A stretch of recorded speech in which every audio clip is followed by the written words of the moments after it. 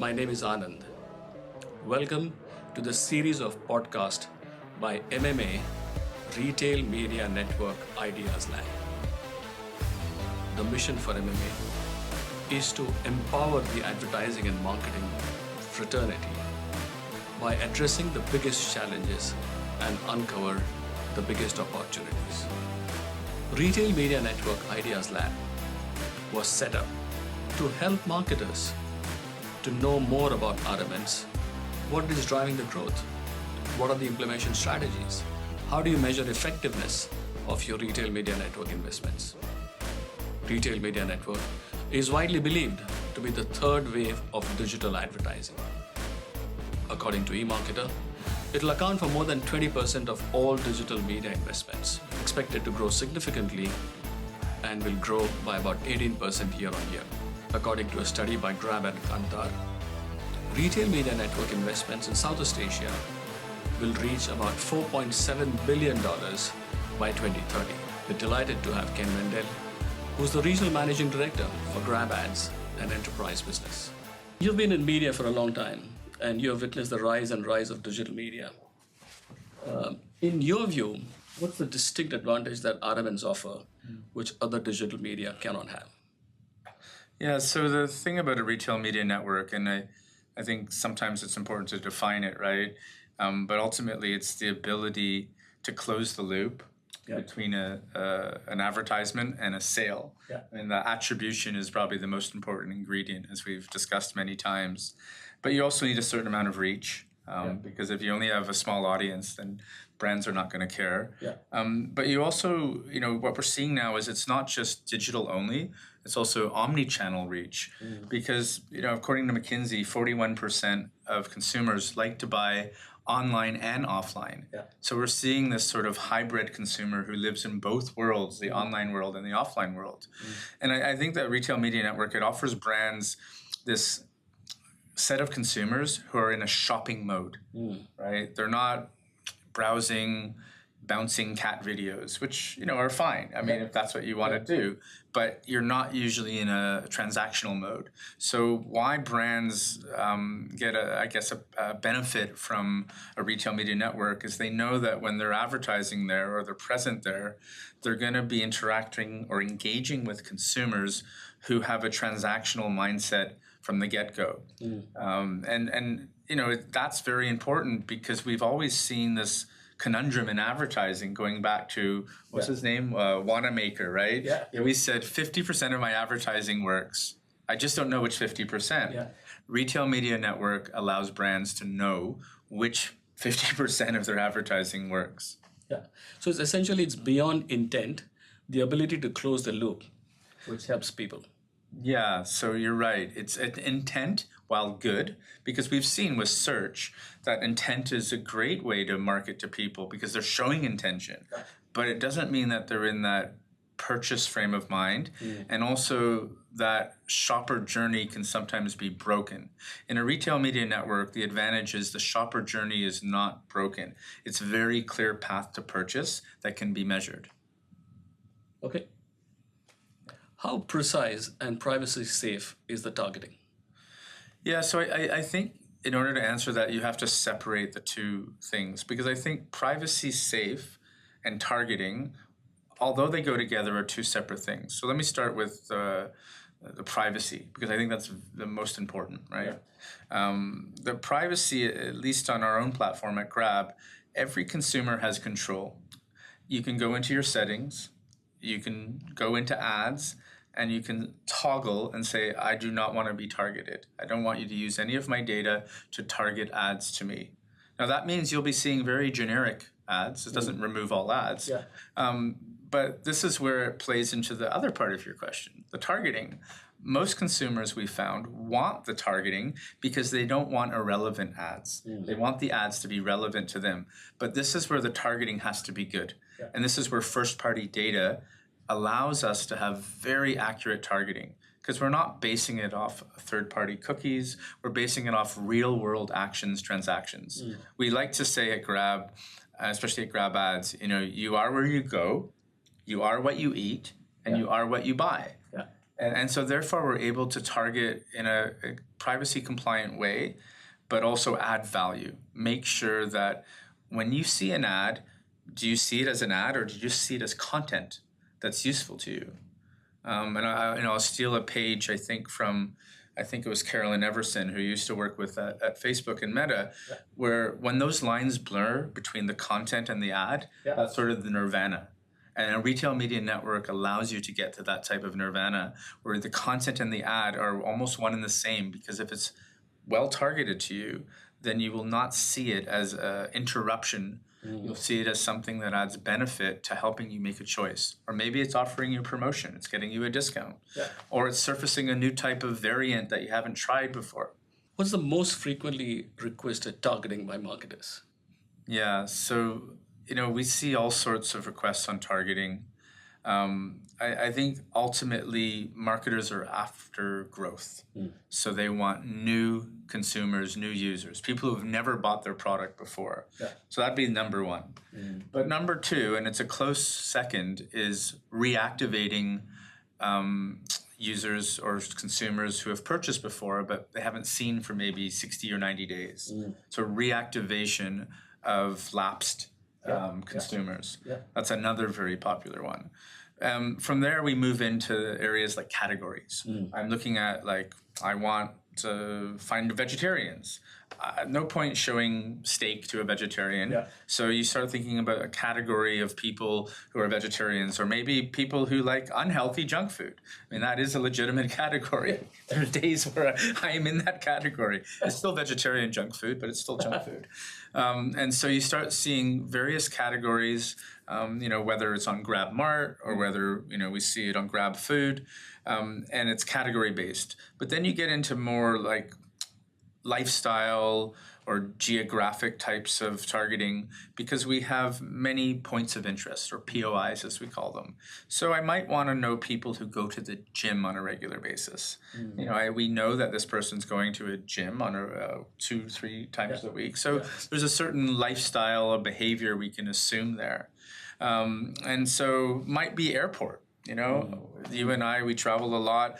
We end up going to the airport, then we know that person is a traveler. And travelers are very valuable as well, because when they're traveling, especially on business or even on vacation, they're not necessarily restricted to the lifestyle of looking for promotions all the time. They're not promotion obsessed. They're wanting to have a good time, or they're on business, so time is money.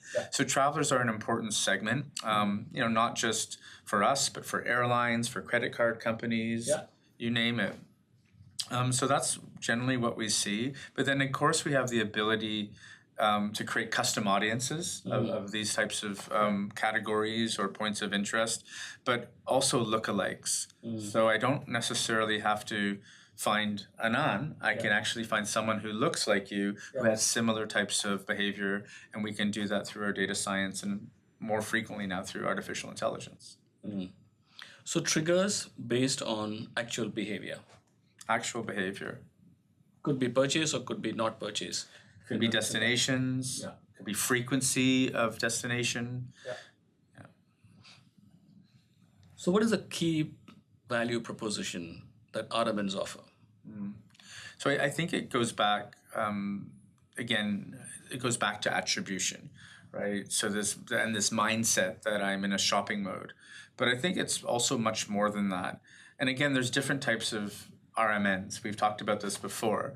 The word retail is a bit of a misnomer, because you don't have to be a retailer to have a media network, but you do have to be able to close the loop.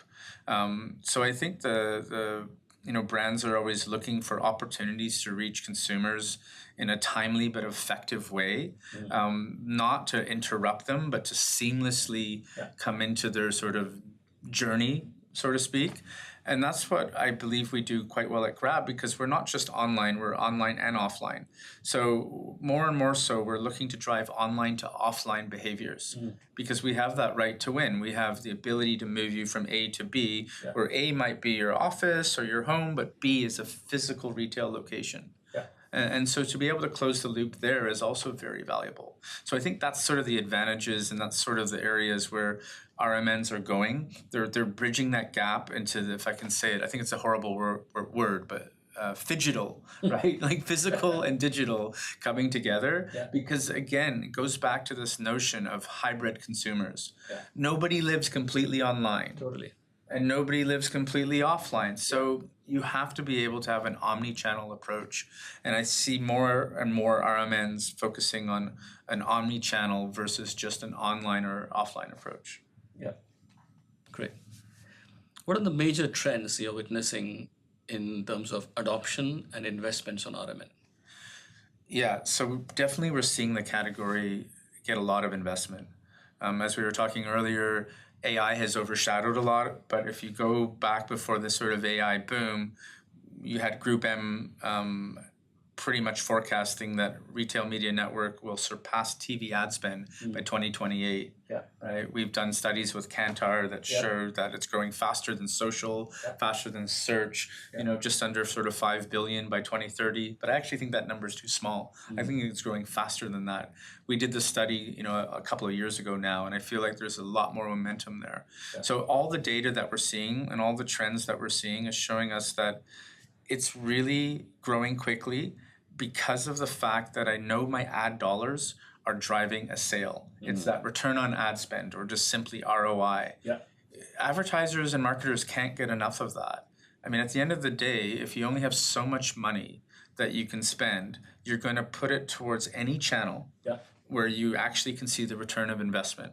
Yeah. And that's why RMNs are growing so quickly. It's actually that simple. It's not that complex. Now, I think what's interesting, Anand, is that a lot of folks would have said an RMN is performance marketing only. It's bottom of the funnel. Yeah. But as in the white paper that you authored for MMA, we've seen a lot of use cases for full funnel approach. Yes. And that's what we're also seeing on Grab. We're seeing a lot of our advertisers approaching a full funnel. So they're looking at top of funnel, mid funnel, bottom funnel, because the consumer's going through all those stages almost seamlessly and very quickly now. Like years ago when you and I were in advertising, we would think of measuring this in days, if not months, between awareness, consideration, and purchase. Yeah. Yeah. Now it happens like that. Yeah. So essentially it's no longer just transactions, but it's across the funnel. And again, assistance or helping them to move from one stage to the other is seamless journey for our events. Absolutely. Got it. Do you think organizations are ready in terms of their organization structure or skills? Yeah, so skills, they have. It's in the organization. You have marketers. You have sales organizations, very proficient at what they do. It's the structure that's the challenge. They're not structured in a way that to work together. They're siloed. Yeah. The sales organization or e-commerce, sometimes it's the same. They have their own division. Yeah. The marketers have their own division. Yeah. But to really get the most out of a retail media network, you need to be structured in a way, again, going back to this concept of full funnel, where you can actually activate on the retail media network with both sales, commerce chops, but also marketing chops. So we're now starting to see some of our customers reorganize themselves to work better with us, where they're combining these functions together, or they're at least removing some of the silos. Not everyone can move that quickly, so we help fill the gaps where we can. But what I've really seen is that the companies that use Grab and GrabAds best are the ones who approach it in a holistic way. So essentially, in helping organizations to integrate better internally is what you're helping them. Yeah, and again, it's beyond our role, obviously, but it's an important part because otherwise you're talking to two halves of the same coin. And we're trying to get that coin to be one single coin because that's where you get the best results. Yeah. For a super app like yours or a publisher, how does it help? Is it on top line? Is it helping to improve profitability? What are the benefits?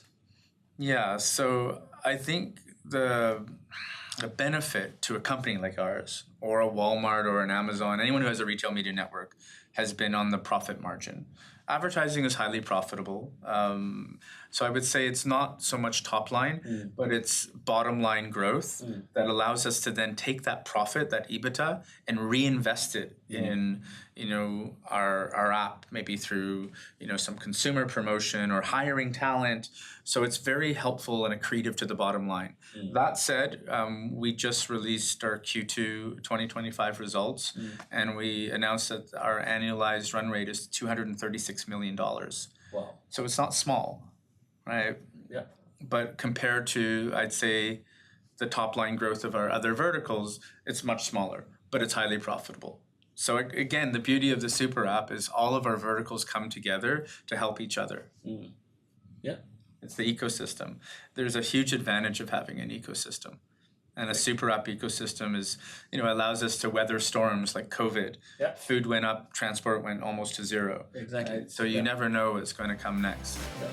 Ken, pleasure having you, and thank you so much for your time and sharing your learnings. Thank you, Anand. Done.